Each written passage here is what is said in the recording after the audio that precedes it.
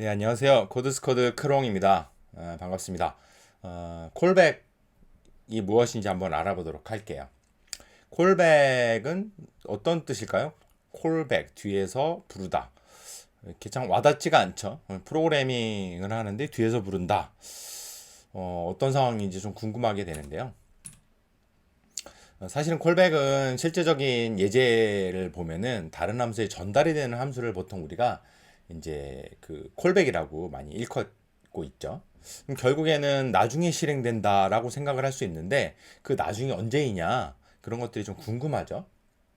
예를 들어서 함수라는 거 실행하면 그때 바로 실행을 하는 것인데 자, 그래서 이제 콜백을 사실은 또 뭐 스택 오버플로우라든가 아니면은 뭐 사람들이 뭐 왜 이거 콜백이냐 무슨 뜻이냐라는 걸 막 찾아보면은 한 칸 띄고 콜백 뒤에서 부른다 이렇게 오히려 해석하는 게 맞지 않을까라고 생각을 많이 하죠. 또 어떤 사람 이런 얘기를 하더라고요. 콜 애프터 펑션이다. 그래서 콜백이라는 이름보다는 함수가 나중에 불려지는 함수다라고 이제 그 오히려 콜백이라는 이름보다는 콜 애프터 펑션이 더 적절한 거 아니냐라고 얘기하는 경우도 있는데 개인적으로는 길지만 좀 와닿는 이름인 것 같아요. 자, 이제 함수를 호출하는 예제를 한번 우리가 간단하게 알아보도록 할게요. 네, 우리가 펑션을 만약에 f라는 펑션을 만들었어요. f라는 펑션을 만들고 또 하나를 더 만들죠. 이번에는 바라는 펑션을 하나 만들 겁니다. 그래서 여기서는 뭐 바입니다. 이런 좀 바보 같은 행동만 하는 함수인데요. 이 함수 같은 경우에는 이제 그 뭐 우리가 직접 실행할 수도 있죠, 당연히. 이렇게 바를 실행할 수도 있는데 바를 하면 이게 이제 출력이 되는 것이겠죠. 그게 아니고 이번에는 이제 그 바라는 함수를 우리가 그 f에다가 넣어주는 거예요. f에다가 이렇게 넣어줄 수가 있죠. 그러면은 요 실행하면 안 되고 요 함수를 전달하는 것이죠. 만약 금방 제가 잘못한 것처럼 이렇게 하면은 이 바가 실행이 되는 거잖아요. 그래서 함수를 바로 실행하는 것이 아니고 함수를 뭔가 처리를 하기 위해서 여기다가 전달만 해주는 거예요. 그래서 실제 함수를 하나의 뭐 다른 변수처럼 이렇게 취급을 해서 전달을 할 수가 있죠. 물론 지금은 아무것도 일어나지 않죠. 그래서 f에서는 여기 요 바가 요 CB를 할당이 되니까 요 CB를 실행을 해주면 되겠죠. CB가 있는지 확인하기 위해서 뭐 이제 뭐 이런 식으로 해도 되고요. 그렇게 되면은 이제 함수가 이렇게 전달이 된 것이죠. 요 간단한 예제 보면은 여기 제가 CB라고 했는데 여기 콜백을 줄여서 일부러 이름을 이렇게 지었는데요. 요 바 함수가 이제 콜백 함수가 되는 것이죠. 그래서 지금은 이제 이렇게 전달이 되고 나서 이 안에서 언제 실행될지 모르잖아요. 바는 전달은 됐는데 너는 푸가 어느 타이밍에 널 실행해 줄 거야. 예를 들어서 뭐 조건문 안에 있을 수도 있고 뭐 반복문에서 반복적으로 여러 번 실행할 수도 있고 그래서 나중에 실행되는 역할이라고 볼 수가 있어요. 이제 보통 이런 것들을 우리가 이제 콜백 함수라고 간단한 예제로 우리가 알 수가 있는 것이죠. 네, 그리고 이제 자바스크립트 네이티브에서도 지원을 하는 경우가 있습니다. 예를 들어서 배열의 메소드들이 여러 개 있는데요. 한번 메소드들을 또 한번 알아볼까요? 네, 그 자바스크립트에는 예를 들어서 뭐 리스트라고 해서 우리가 여기다 1, 2, 3, 4, 5, 6, 7까지만 씁시다. 7이라는 배열이 있는데요. 이제 리스트를 이제 포문을 이용을 해가지고 우리가 이제 그 뭔가 작업을 많이 하잖아요. 이제 포문을 많이 할 수 있는데 이제 그 반복적으로 예를 들어서 리스트를 돌려서 어떤 일을 하는데 저 리스트를 포문을 돌려서 뭐 예를 들어서 뭐 홀수만 출력을 한다 아니면 짝수만 출력을 한다 뭐 여러 가지를 반복적으로 할 수 있거든요. 그런데 이제 그런 코드들을 배열에 있는 다른 메소드를 이용을 해가지고 우리가 구현을 할 수가 있죠. 예를 들어서 넘버다 그냥 숫자 n이라고 할게요. 그러면은 콘솔.log로 n을 이렇게 출력을 할 수가 있잖아요. 그러면은 요 n을 하하하 네 뭐 이렇게 세미콜론으로 이렇게 출력을 할 수가 있죠. 이렇게 출력을 하게 되면은 이 함수가 이제 반복적으로 돌렸는데 이제 포문이 안 보이죠. 자, 근데 이 함수를 우리가 이제 뭐 프린트라는 함수로 만들었다고 쳐요. 프린트라는 함수를 만들어서 이렇게 두고 그 다음에 이제 그렇죠. 요 함수를 프린트로 이렇게 프린트로 이렇게 전달을 할 수가 있죠. 그러면은 역시 하하하 네 n을 버그가 있지만 영상을 다시 찍지 않고 그냥 진행하겠습니다. 네 저는 실수가 굉장히 많은 개발자입니다. 자, 그래서 이렇게 출력을 이렇게 할 수가 있습니다. 보면은 가만히 다시 코드를 좀 보면은 for each 안에 그렇죠. for each는 함수잖아요. 이제 배열에 있는 메소드인데 이제 for each 안에 함수를 전달해 준 거예요. 그래서 print라는 함수를 전달해 주면 이 for each가 받아서 언젠간 나중에 실행을 하죠. 그래서 지금도 이런 상황도 역시 콜백 함수라고 할 수가 있죠. 뭐 비슷하지만 뭐 다른 함수도 있죠.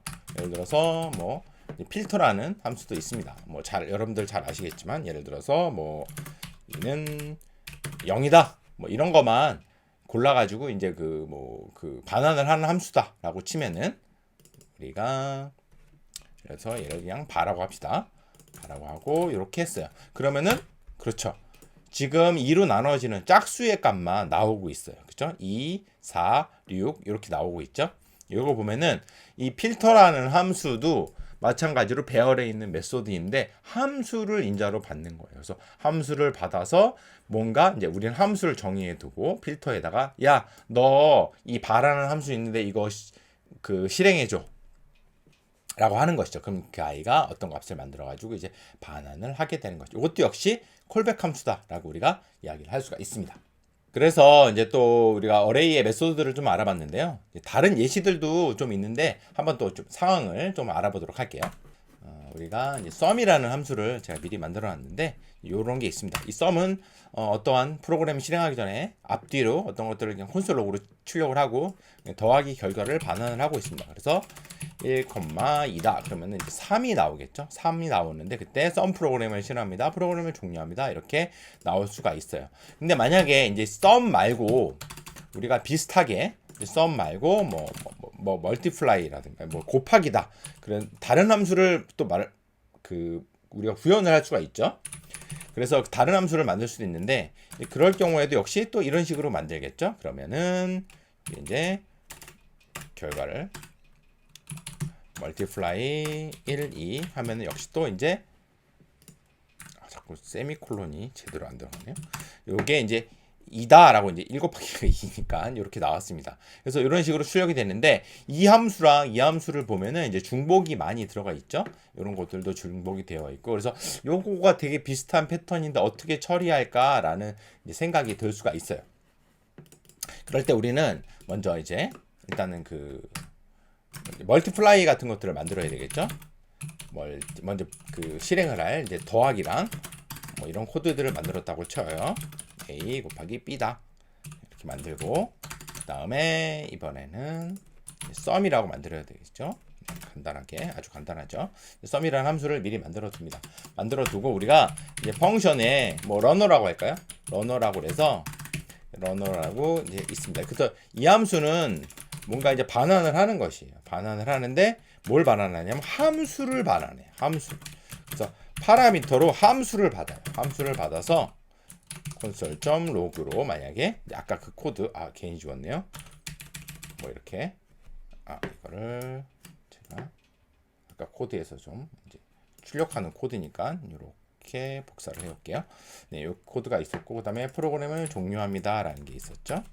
프로그램을 종료합니다라는 게 있었고 좀 화면이 좀 아래쪽에 있어가지고 잘 안 보이실 것 같으니까 좀 내릴게요. 네, 그 다음에 여기서 이제 뭘 하는 거냐면 결과를 출력해야 되잖아요. 그래서 CB로 함수로 받은 값에 A랑 B 값을 넣어줘요. B 값을 넣어주면 요 결과에 이제 A, B가 들어가는 것이죠. 이 결과를 한번 실행해 볼까요? 그러면 러너에 처음에는 1,2를 넣어줘요. 넣어준 다음에 그 결과를 가지고 이제 sum을 하겠다. 그러면은 이렇게 나오는 것이죠. 또 다른 예제로 러너의 1,2에 만약에 이번에는 뭐였죠? 멀티플라이를 넣어준다. 그러면 이제 2가 나오게 되는 것이죠. 이렇게 해서 할 수가 있어요. 그러면 조금 더 정리를 해보면 코드를 한번 다시 보면서 제가 이제 이렇게 만든 코드였어요. 이제 멀티플라이, sum, 러너가 있고 그 다음에 이제 우리가 이번에는 이제 변수로 받아볼까요? 예를 들어서 처음에 이제 sum value라는 걸로 이제 만약에 sum에다가 러너죠. 러너에다가 1,2라는 걸 넣어줬어요. 1,2가 이제 어떤 의미가 있지는 않지만 그냥 이제 sum value라고 했어요.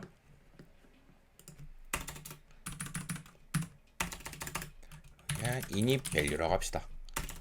init value라고 해서 이 값이 있습니다. 그러면 요게 이제 함수예요. 함수. init value bind 된 함수예요. 그래서 여기다가 init value에다가 우리 뭘 할 수 있냐면 그렇죠.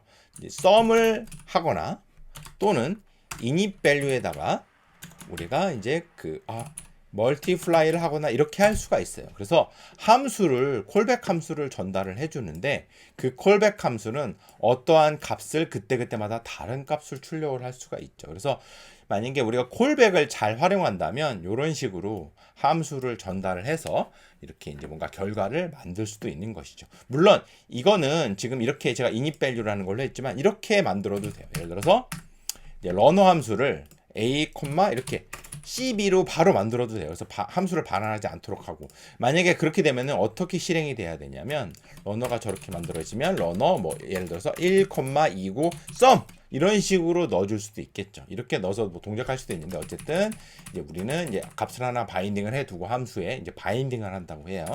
하고 그 결과에다가 함수를 더하거나 아니면은 뭐 다른 것들을 뭐 여러 가지 함수들을 이제 더해서 여러 가지 종류의 함수가 이 값에 따라서 실행할 수 있게 하는 그런 콜백 함수 응용하는 것도 우리가 확인할 수가 있습니다. 네, 다른 예시를 한번 알아봤고요. 지금까지 수행은 이제 동기적인 수행이거든요. 그래서 동기적인 수행은 동기적인 건 뭐지? 뭐 지금 한 게 특별했던 건가? 그런 건 아니고 이제 그냥 시간의 순서대로 실행했던 일반적인 이제 프로그래밍, 마치 절차적인 프로그래밍 하나하나 실행되는 것처럼 우리가 이야기를 할 수가 있습니다. 콜백 함수는 사실은 이제 프론트엔드 개발 입장에서 보면은 이제 비동기 상황에서도 굉장히 유용하게 활용이 될 수밖에 없는데요. 그 예제는 다음 시간에 또 알아보도록 하겠습니다. 감사합니다.